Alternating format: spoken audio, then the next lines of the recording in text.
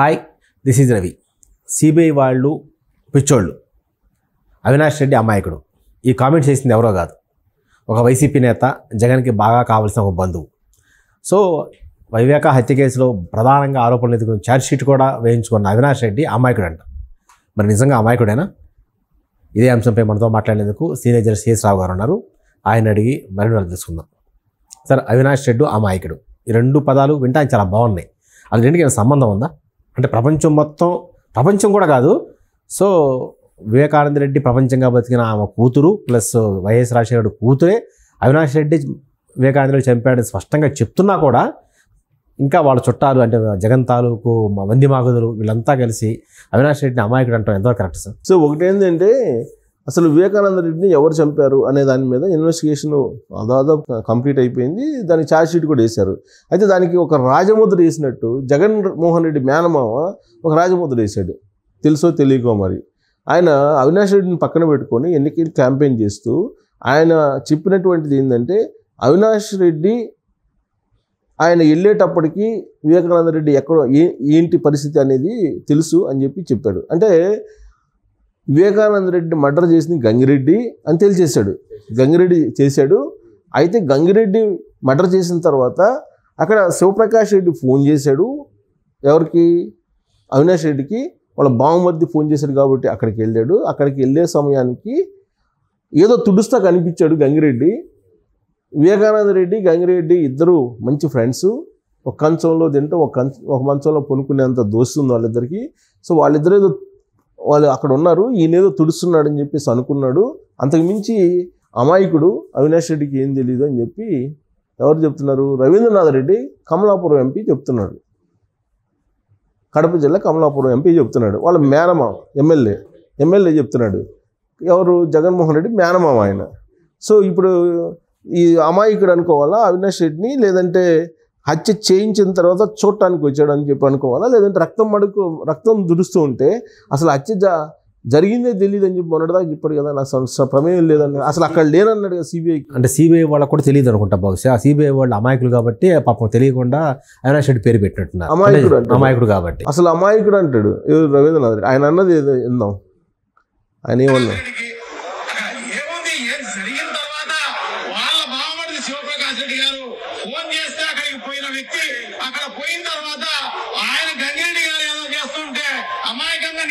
చూస్తున్నాడు తప్ప ఇంకో రకమైన కార్యక్రమం కాదు. ఈయన తుడిసింది లేదు, ఏం లేదు. గంగిరెడ్డి గారి పాత్ర అయితే ఖచ్చితంగా ఉంది.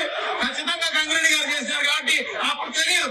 గంగిరెడ్డి గారు వివేకానంద రెడ్డి గారు ఇద్దరు చాలా క్లోజ్ గా ఉంటారు కాబట్టి సో ఆయన పక్కన ఒకటే మంచంలో పడుకునే కార్యక్రమం, ఒకటే కంచంలో తినే కార్యక్రమం చేస్తాడు అన్నమాట ఎర్రగంగిరెడ్డి అని చెప్పేసి. వివేకానంద రెడ్డి కమ్మడి ఉంటాడు అన్నమాట. ఆయన పాత్ర ఖచ్చితంగా ఉంది. సో ఆయన చేస్తూ ఉంటే ఈయన ఆపలేకపోయి ఉండొచ్చు. ఎందుకంటే ఎంతో క్లోజ్ గా వివేకానంద రెడ్డికి చాలా క్లోజ్ గా ఉండే వ్యక్తి ఈయన ఏదో చేస్తున్నాడు అని చెప్పేసి అనుకుని ఉండవచ్చు అనమాట. సో అమాయకంగా ఆయన నిలబడుకొని పాపం ఈ విషయం ప్రజలందరికీ తెలియజేసే కార్యక్రమం ఫోన్ లో చేస్తూ ఆ కార్యక్రమాన్ని చేస్తాను తప్ప అది పాపం అవినాష్ రెడ్డికి ఏమీ తెలియదు. ఆ కార్యక్రమం అంటే 10 సార్లు కార్యక్రమం అన్నారు. అదేదో కార్యక్రమం మర్డర్ కూడా కార్యక్రమం అన్నారు. ఎర్రగంగిరెడ్డి మాత్రం చంపాడు. ఇది నిజం. ఎర్రగంగిరెడ్డి చెప్పాడు. పాపం ఈయన చూస్తున్నాడు. అంటే చంపుతుంటే, చంపిన తర్వాత సొంత బాబాని చంపుతుంటే చూస్తున్నాడు. అంటే ఇంతమంది ఉన్నప్పుడు వాళ్ళకే ఫోన్ చేశారు. ప్రపంచంలో ఇంకెవరికి ఫోన్ చేయాలి? 100 ఏమైపోయింది, అంబులెన్స్ ఏమైపోయింది, వీళ్ళు ఎవరికి లేవు, ఫోన్ లేవు. సో ఎర్రగంగిరెడ్డి చంపాడు. చంపుతుంటే ఈయన చూశాడు. చంపమంది ఎవరమ్మా చెప్పట్లేదు. చంపముందు ఎవరు చెప్పట్లేదు. అసలు గంగిరెడ్డి చంపుతుంటే ఈయన ఏం చేశాడు? పక్కన ఏదో ఈయన పోయాడు. ఈయన పోయేటప్పటికి ఏదో తుడుస్తున్నారు. ఏదో వాళ్ళు ఏదో చేసుకుంటున్నారు అని చెప్పి అనుకున్నాడంట. వాళ్ళు ఏదో చేసుకుంటున్నారు అని చెప్పి అనుకున్నాడంట అవినాష్ రెడ్డి. ఈయన ఒక సినిమా తీశాడు. ఈ డైలాగ్ ని ఓట్లేస్తే ఆంధ్రప్రదేశ్ ప్రజలు జగన్మోహన్ రెడ్డికి గనక, ఇక ఆంధ్రప్రదేశ్ ప్రజలకి అప్పుడు ఏదో కేసీఆర్ ఒక మాట అన్నాడు, చంద్రబాబు నాయుడు నెట్టమ రాస్తున్నారు ఆంధ్రప్రదేశ్ ప్రజలని దండం పెట్టాలని. అందుకన్నా 2-3 దండాలు పెట్టాలి ఆంధ్రప్రదేశ్ ప్రజలకి. నిజంగా కడప జిల్లా తర్వాత కూడా జగన్మోహన్ రెడ్డికి వైఎస్ఆర్ కాంగ్రెస్ పార్టీకి ఓటేస్తే ఆంధ్రప్రదేశ్ జనాలు వాళ్ళకి నిజంగా దండం పెట్టాల్సిందే.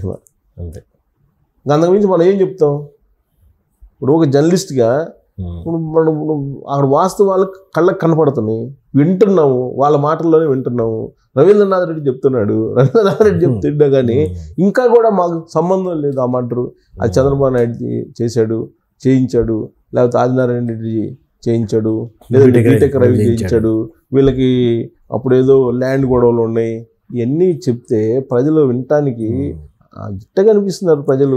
సో ఇది కూడా కాదు, ఇంకా వైఎస్ వివేక ఆయన క్యారెక్టర్ కూడా చేశారు. ఎవరో సెకండ్ సెటప్ అన్నారు, ఆస్తి కోసం గొడవ అన్నారు. ఇంత స్పష్టంగా వాళ్ళ చుట్టాలకే చుట్టాలకే వాళ్ళు చంపాడని చెప్తున్నప్పుడు మళ్ళీ ఇవన్నీ ఎందుకు? క్లియర్గా వాళ్ళ జగన్మోహన్ రెడ్డి మేనమామే కదా చెప్తుంది.